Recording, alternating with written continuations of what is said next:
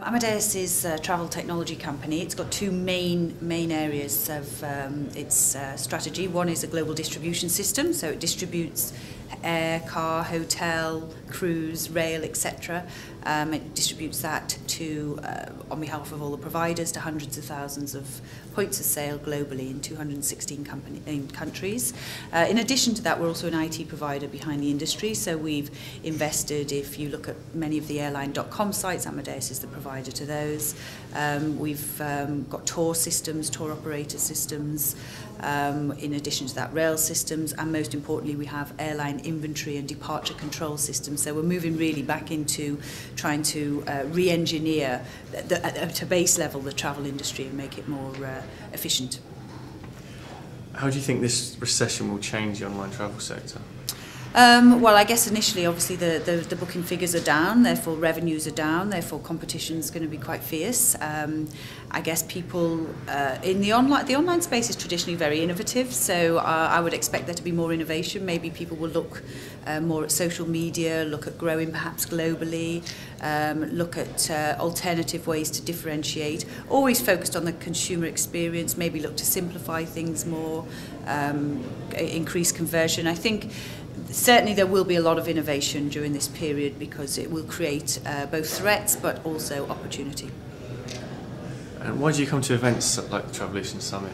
Well, Travolution Summit and Focusrite events, they tend to have, well, they have a mixture. They have a lot of innovative companies who've made it, who are speaking, talking about what their next step of their evolution. They also have a lot of startup companies, and not just people with general ideas, but normally they're quite well qualified, people who have a reasonable business plan, reasonable investment behind, etc.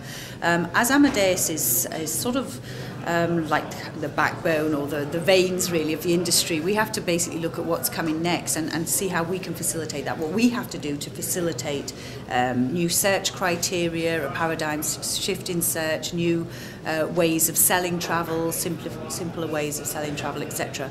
Because we build a lot of the technology behind that and we distribute the actual bookable content, then obviously we have to make sure that we're up to date. And that leads me on to how do you stay in touch with innovation within the industry? Well, obviously lots of conferences, talking to lots of people. I mean, we have hundreds of thousands of customers, so we get many views from the customers, and that's both the meta search, online travel agents, right the way through to airlines and more traditional travel agents in many countries. So we've got a great user base that's very active, that tells us all the time.